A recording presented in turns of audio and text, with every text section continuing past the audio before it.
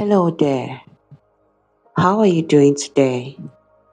I hope you're taking care of your heart, your peace, and your mind.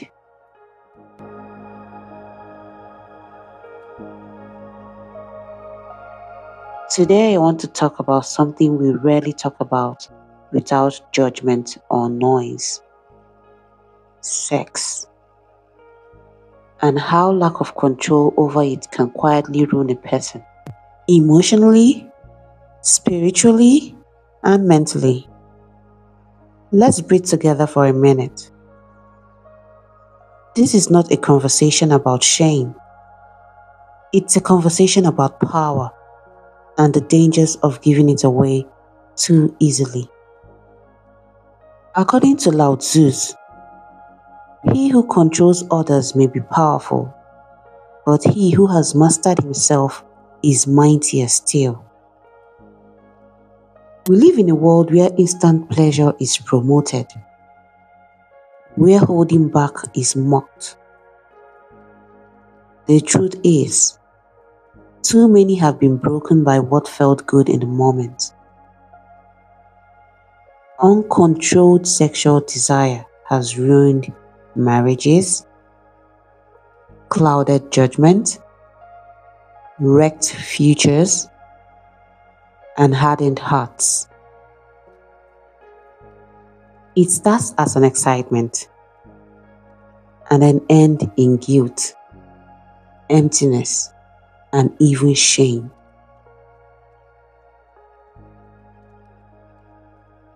The hidden cost of casual sex. Number 1, emotional drain.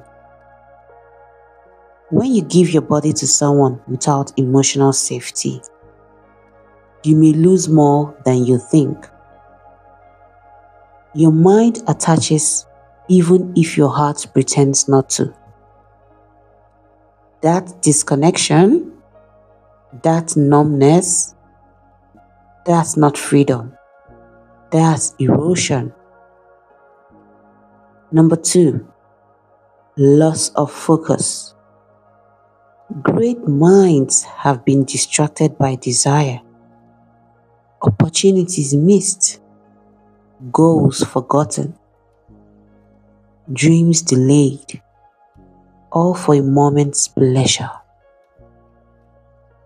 Ask yourself, who could I become if I mastered my urges instead of being led by them? Number 3, spiritual fog. Sex isn't just physical, it's spiritual. When misused, it creates confusion, soul ties, and guilt that clouds your connection to purpose. Let me tell you this quote paraphrased from Plato. It says, "Too much liberty corrupts us, not because freedom is bad, but because without self-restraint, we are lost." This is what happens when you choose self-control. You are not losing freedom, you are reclaiming it. Each time you resist the urge to settle for less, to fall into old patterns, or to give yourself away carelessly, you're sending a message to your soul, and that message says, I am worth protecting. One of the things that starts happening when you choose self-control, number 1, your mind becomes sharper. You start noticing what you used to ignore, such as red flags, manipulation, emptiness hiding behind excitement. You stop being easily swayed by compliments or temporary affection because you're no longer starving for validation. You begin to see the people around you more clearly. Who's here for your body and who's here for your heart? And more importantly, you start choosing yourself.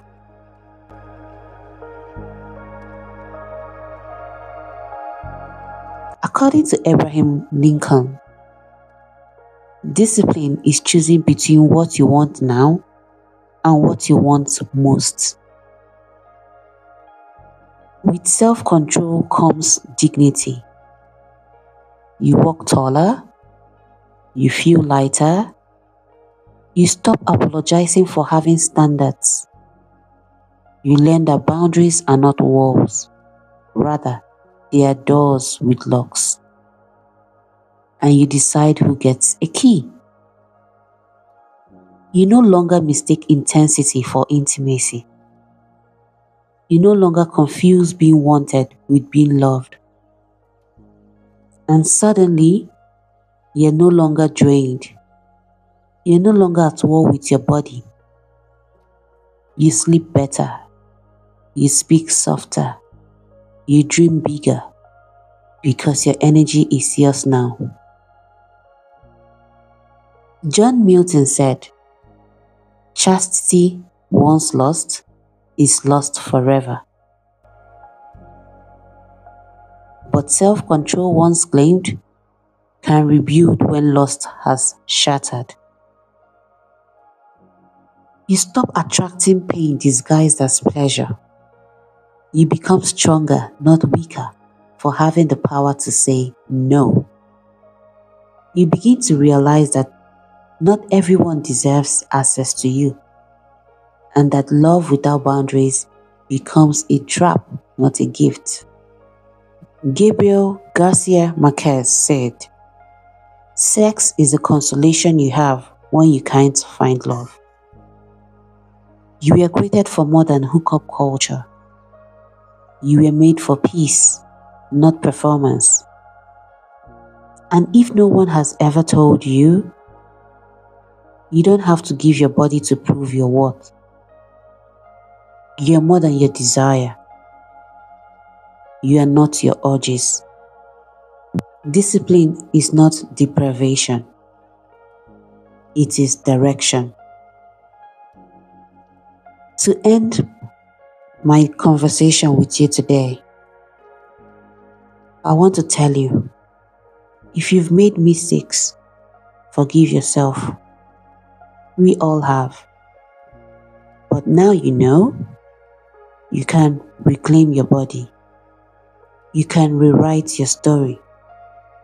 And you can walk with dignity again.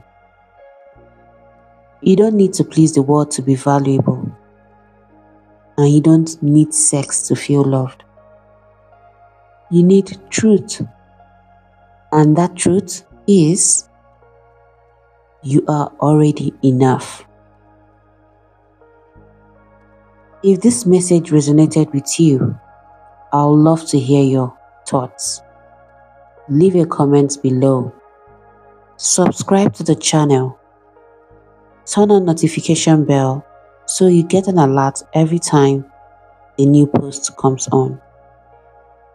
We are building a space of quiet strength and healing here. Until next time, be gentle with yourself. I'll check on you soon, and I'm sending love always.